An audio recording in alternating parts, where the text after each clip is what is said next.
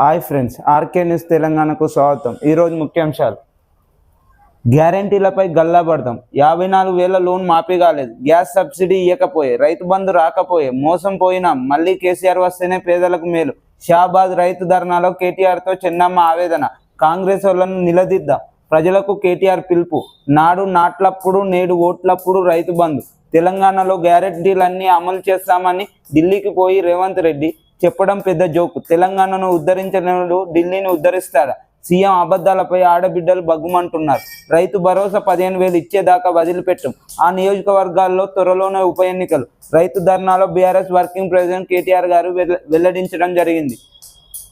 నాడు రైతు భరోసా ఎలక్షన్ల ముందు 15,000 ఇస్తానని చెప్పిన రేవంత్ రెడ్డి గారు మరియు కాంగ్రెస్ పార్టీ నాయకులు ఇప్పుడు ఆ రైతు భరోసా మీద ఊసే లేదు.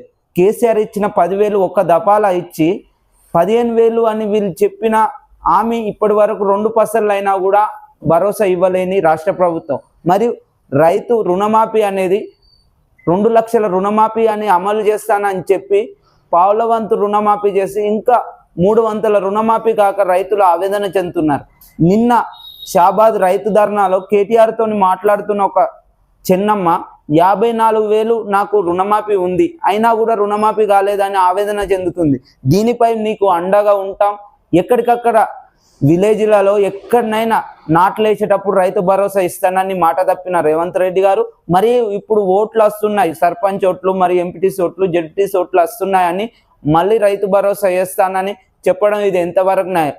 అంటే 15,000 ఇస్తానని రైతు భరోసా వరంగల్ డిక్లరేషన్లో చెప్పి మళ్ళా 12,000 ఇస్తానని దానిపై కూడా పూర్తి అవగాహన లేని మాటలు మాట్లాడుతున్న మంత్రులు అని ఆవేదన చెందుతున్న జనాలు. ఇప్పుడు కేటీఆర్ గారు ఏమన్నాడంటే నిన్న ధర్నాలో కాంగ్రెస్ నాయకులు ఎక్కడికక్కడ విలేజ్లలో ఓట్ల కోసం వచ్చిన నాయకులను మీరు ఆ రోజు చెప్పిన హామీ ఏంది? మీరు చెప్పిన హామీ వల్లనే మేము కాంగ్రెస్కు అభయాస్తంగా ఉంటుంది, మాకు మార్పు వస్తుందని నమ్మి ఓట్లేస్తే మాకు పూర్తి స్థాయిలో రుణమాఫీ చేయలే, మరి రైతు భరోసా కూడా మీరు 15,000 అన్న రైతు భరోసా కూడా వేయలే. దానిపై నిలదీయాలి, గల్లబట్టి అడగాలని డిమాండ్ చేయాలని కోరుతున్న కేటీఆర్ గారు.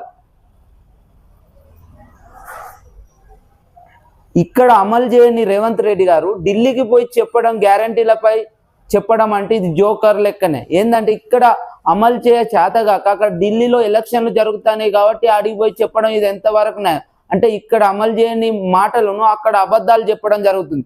కానీ మహిళలకు 2,500 ఇస్తానన్న హామీని కూడా ఇప్పటి వరకు ఊసే లేక ఎక్కడికక్కడ రాష్ట్రంలో ఉన్న మహిళలు బగ్గుమంటున్నారు రాష్ట్ర ప్రభుత్వంపై. మాకు ఇచ్చిన హామీని సంవత్సరంన్నర పూర్తయిన వేళలా ఇప్పటి వరకు కూడా దానిపై ప్రణాళిక లేకపోవడం, దాన్ని తెరపైకి తేవకపోవడం మహిళా లోకం మొత్తం కాంగ్రెస్ పార్టీపై మండిపడడం జరుగుతుంది. అరడజన్ దొంగల రేవంత్ ముఠ భూదందాలు చేస్తూ కోట్లు కొల్లగొడుతున్నారు. ఎగ్డే వార్ను నోరార పొగిడిన రేవంత్ సిసలైన ఆర్ఎస్ఎస్ వాది, బ్లాక్ మెయిల్కు ముఖ్యమంత్రి బ్రాండ్ అంబాసిడర్ అంటున్న కేటీఆర్ గారు. మరో రైతు బలన్మరణం, అప్పుల పాలై రైతు భరోసా అందక పూర్తి స్థాయిలో రైతు రుణమాఫీ కాక మళ్ళా ఖమ్మం జిల్లాలో ఒక రైతు బలన్మరణం చెందడం జరిగింది. కృష్ణా ట్రిబ్యునల్ ఆదేశాలు, కేసీఆర్ పోరాట ఫలితమే, సెక్షన్ 3 ప్రకారం రాష్ట్రాలకు నీటి కేటాయింపు ఉండాలని బ్రీజెస్ ట్రిబ్యునల్లో పట్టుబడి కేసీఆర్ ట్రిబ్యునల్ మధ్యంతర ఉత్తర్వులను స్వాగతిస్తున్నా. ఇది ముమ్మాటికి బీఆర్ఎస్ ప్రభుత్వ విజయమే. కాంగ్రెస్ ఘనతగా కొందరు చెప్పుకోవడం సిగ్గుచేటు. ఏపీ పునర్విభజన చట్టం సెక్షన్ 89 తెచ్చిందే కాంగ్రెస్. కృష్ణా జలాల కేటాయింపుల విషయంలో శతాబ్దాలుగా తెలంగాణకు తీరని అన్యాయం చేసింది కాంగ్రెస్. వారి తప్పులను సరిదిద్దేందుకు 10 ఏళ్లు పట్టింది. కృష్ణా జలాలలో న్యాయమైన వాటా దక్కే వారితో పోరాటం చేద్దాం. మాజీ మంత్రి హరీష్ రావు స్పష్టీకరణ. కృష్ణా జలాల కేటాయింపులు రాష్ట్రాల వారీగా ఉండాలి తప్ప ప్రాజెక్టుల వారీగా ఉండకూడదని మొదటి నుంచి కేసీఆర్ చేసిన వాదనతో ఎట్టకేలకు బ్రిజేష్ కుమార్ ట్రిబ్యునల్ ఏకీభవించింది. నదీ జలాల కేటాయింపులో తెలంగాణకు ఇకనైనా న్యాయం జరుగుతుందని ఆశిస్తాం. కేసీఆర్ కొట్లాడి సాధించిన విజయాన్ని తమ ఘనతగా చెప్పుకోవడం కాంగ్రెస్ భావదారిద్ర్యానికి నిదర్శనం అంటున్న మాజీ మంత్రి హరీష్ రావు గారు. ఆ రోజు ఉమ్మడి రాష్ట్రంలో కాంగ్రెస్ పాలనలో తెలంగాణకు అన్యాయం చేసింది.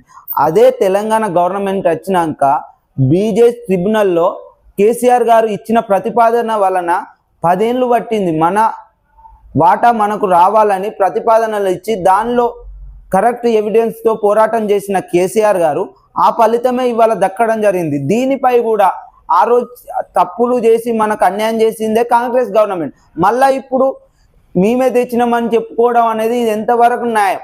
అంటే గత ప్రభుత్వంలో మీరే ఉమ్మడి ప్రభుత్వంలో కాంగ్రెస్ ఉండి తెలంగాణకు అన్యాయం చేసి 10 ఏళ్ల పాలనలో కేసీఆర్ పోరాటం చేసి నివేదికలు ఇచ్చి ట్రిబ్యునల్లో సక్సెస్ సాధించిన కేసీఆర్ గారు మేము ఫలితాన్ని కూడా మేము చేశామని చెప్పడం ఇది ఎంతవరకు న్యాయమని హరీష్ రావు గారు డిమాండ్ చేయడం జరుగుతుంది.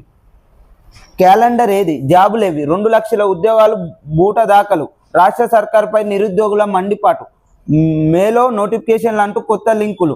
ఆ 6 నెలలంతా ఎన్నికల కోడ్ తప్పదు. ఉద్యమానికి సై అంటున్న ఉద్యోగస్తులు. ఎలక్షన్ల ముందో మాట, ఎలక్షన్ల తర్వాత మాట. నిరుద్యోగులకు ఓట్లేసేదానిక వారికి 2 లక్షల ఉద్యోగాలు ఇస్తానని కాంగ్రెస్ గవర్నమెంట్ చెప్పడం జరిగింది ఎలక్షన్ల ముందు. కాంగ్రెస్ గవర్నమెంట్ ఎలక్షన్లో గెలిచిన తర్వాత దానిపై ఊసేలేదు. గత ప్రభుత్వం ఇచ్చిన నోటిఫికేషన్లనే భర్తీ చేసి గత ప్రభుత్వం ఇచ్చిన నోటిఫికేషన్లను పూర్తి స్థాయిలో భర్తీ చేసి మేము ఇచ్చినామని చెప్పుకోవడం ఇది ఎంతవరకు న్యాయం? అంటే ఇప్పుడు మీరు సొంతంగా ఉద్యోగాలు ఇచ్చింది ఏం లేదని మండిపడుతున్న విద్యార్థులు, మీరు 2 లక్షల ఒక్క సంవత్సర కాలంలో 2 లక్షల ఉద్యోగాలు ఇస్తానని దాంట్లో పావుల వంతు కూడా ఇవ్వని పరిస్థితిలో ఉన్న గవర్నమెంట్ దీనిపై విద్యార్థులు బగ్గుమంటున్నారు. అశోక్ నగర్లో హామీ ఇవ్వడం జరిగింది, కానీ మళ్ళీ ఇప్పుడు ఒక లింకుల ద్వారా మెసేజ్ల ద్వారా మేలో ఉంటాయని చెప్పడం ఇది ఎంత న్యాయం? అంటే ఇప్పటికీ ఫిబ్రవరి నుండి మే దాటేదానికి ఎలక్షన్ల కోడ్ ఉంటుంది. సర్పంచ్ ఎలక్షన్లు, జడ్పీటీసీ ఎలక్షన్లు, ఎంపీటీసీ ఎలక్షన్ ఇవే కంటిన్యూ అవుతాయి. కావున మీకు ఎలక్షన్ కోడ్ వచ్చిన సందర్భంలో మీకు జాబ్స్ నోటిఫికేషన్ ఎక్కడ ఇస్తారు? అంటే దీన్ని కూడా మభ్యపెట్టే పరిస్థితిలో ఉన్న రాష్ట్ర ప్రభుత్వం విద్యార్థులను ఒక ఓటు బ్యాంకు లెక్క మలుచుకొని వారికి ఆశ చూపి హామీలు ఇచ్చి ఇప్పుడు వారిని విస్మరిస్తున్న కాంగ్రెస్ పార్టీ గత ప్రభుత్వం వేసిన నోటిఫికేషన్లనే భర్తీ చేసి మేమే ఇచ్చినామని డప్పాలు కొట్టుకునే ప్రభుత్వం వారికి ఇప్పటి వరకు కూడా న్యాయం చేయని పరిస్థితిలో ఉంది.